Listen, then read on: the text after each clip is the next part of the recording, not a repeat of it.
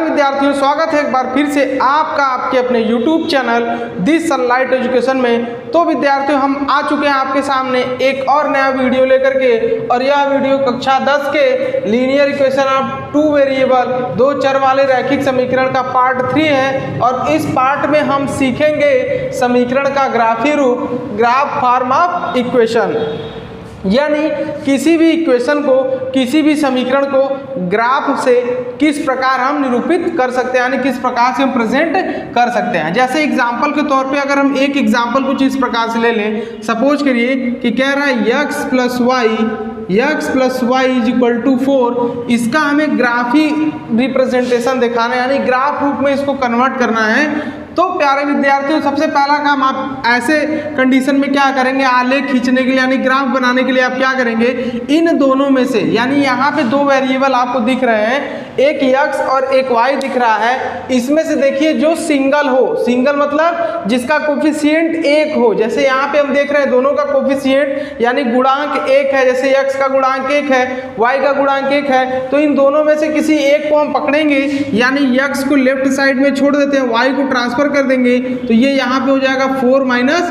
Y. ठीक है, सबसे पहला काम ये कर लेना है कि x is equal to 4 minus y के फॉर्म में इसको राइट कर लेना है, लिख लेना है। जरूरी नहीं x is equal to y is equal to भी हम इसको लिख सकते थे। इसके बाद आप क्या करेंगे कि एक बॉक्स बनाएंगे। क्या बनाएंगे प्यारे विद्यार्थियों, एक बॉक्स बनाएंगे, और इस बॉक्स में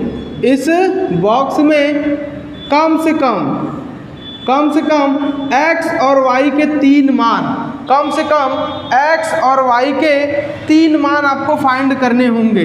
चलिए देखते हैं हम 3 वैल्यू, अर्थात 3 वैल्यू आपको फाइंड करने होंगे x और y के। जैसे इसमें x को प्रेजेंट कर दें, इसमें y को प्रेजेंट कर दें। ठीक है, तो सबसे पहला काम हम यहाँ पे ये कर सकते हैं कि लेफ्ट हैंड साइड में x दिख रहा है, राइट हैंड साइड में y दिख रहा है। तो राइट हैंड साइड में जो वेरिएबल दिखे, चाहे वो x हो, चाहे y हो, चाहे जो भी हो, उसी को हम अपने हिसाब से पुट करेंगे, अर्थात इनको हम फिक्स कर लेंगे अपने से। जैसे अगर इस इक्वेशन में y इज इक्वल टू हम 0 रख दें, तो यहाँ जैसे ही 0 रखेंगे तो x इज इक्वल टू क्या मिलेगा, 4 माइनस 0, यानी x की वैल्यू हो जाएगी 4। बात आ रही समझ में। फिर उसके बाद जैसे ही सपोज करिए y की वैल्यू हम यहाँ पे 4 रख दें, y की वैल्यू क्या रख दें प्यारे विद्यार्थियों, 4 रखते हैं। तो जैसे यहाँ 4 रखेंगे तो 4 माइनस 4 क्या हो जाएगा, 0, यानी x की वैल्यू हमें क्या मिल जाएगी, 0 मिल जाएगी।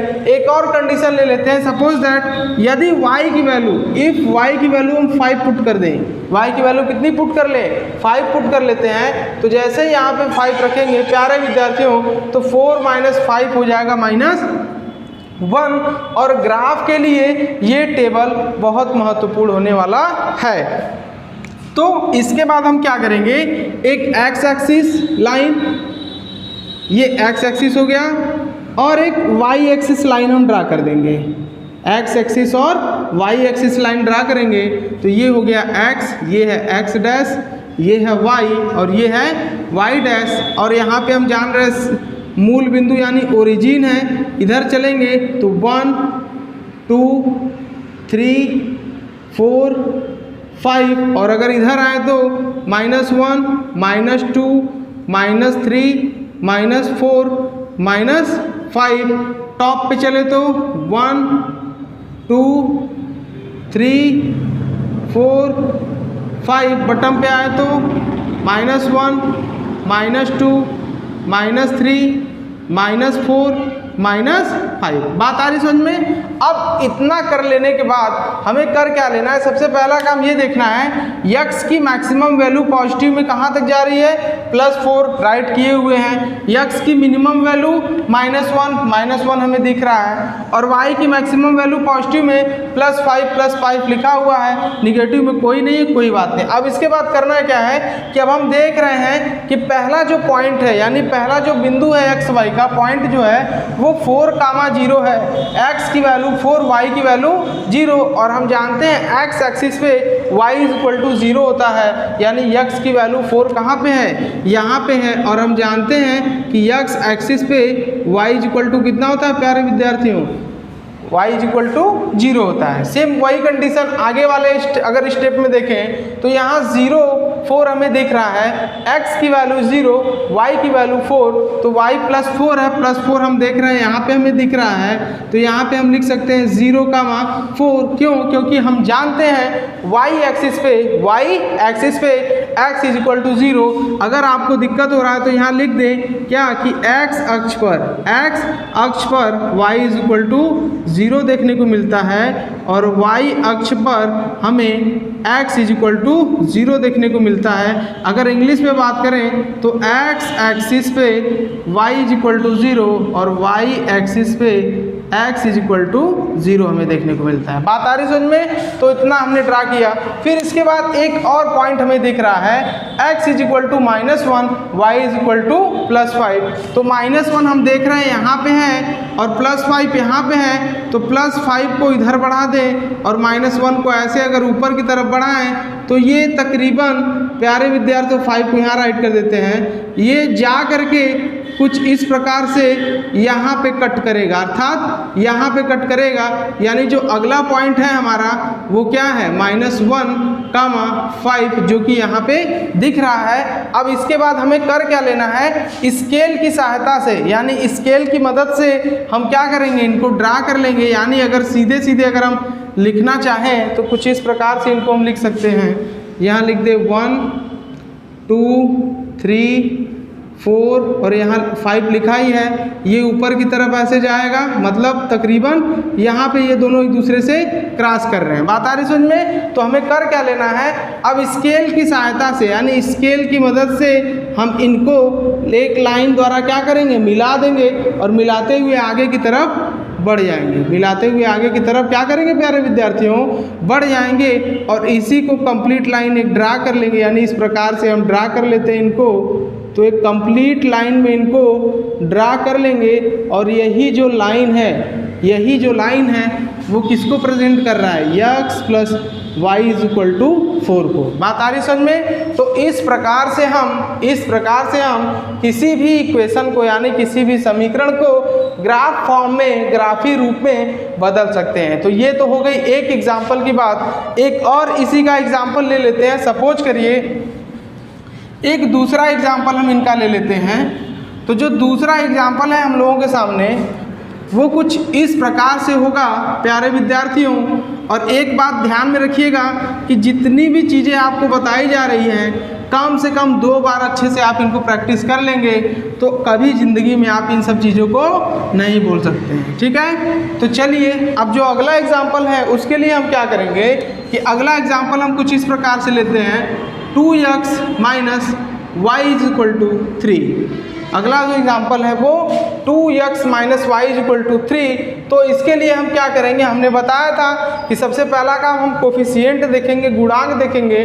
तो x का जो कोफिशिएंट है वो 2 यानी गुणांक 2 है और y का कोफिशिएंट यहाँ पे -1 है और इज इक्वल टू 3 है। अगर एक काम हम करें, यहाँ से y को इधर ले जाएं और इस 3 को इधर लेते आएँ तो ये हो जाएगा 2x minus 3 is equal to y, या इसी को हम लिख सकते हैं y is equal to 2x minus 3। यानी एक वेरिएबल के इज इक्वल टू सभी वैल्यू राइट करने के बाद हम बता चुके हैं आपको क्या करना है कि एक बॉक्स आपको बना लेना है और इस बॉक्स में कम से कम यानी मिनिमम 3 वैल्यू आपको x और y के लेने होंगे। मिनिमम 3 वैल्यू x और y के आपको लेने होंगे इसमें। ठीक है, तो जैसे सपोज करिए कि यहाँ पे y लेफ्ट साइड में है, x राइट हैंड साइड में है, तो यहाँ पे x को हम फिक्स करेंगे। फिक्स करने का मतलब कि सबसे पहले x is equal to value की x की वैल्यू अगर हम यहाँ 0 रख दें या 0 पुट करें तो y इज इक्वल टू हमें देखने को मिलेगा -3। बात आ रही समझ में? और फिर उसके बाद जैसे ही x इज इक्वल टू 1 रख दें, x वैल्यू कितनी रखें, 1 रखें, या ऐसा करते हैं 1 ना रख करके हम यहाँ पे +2 रख लेते हैं। 1 ना रख करके क्या रख देते हैं, 2 रखेंगे। तो जैसे ही 2 रखेंगे तो 2 2 ज़ा 4, अब 4 माइनस 3 हमें मिल जाएगा +1 और +2 ना रखा, +2 हो गया। अब इसके बाद एक रख देते हैं -2। ठीक है, तो जैसे ही -2 रखते हैं या -2 ना रख करके यहाँ हम -1 रख लेते हैं प्यारे विद्यार्थियों।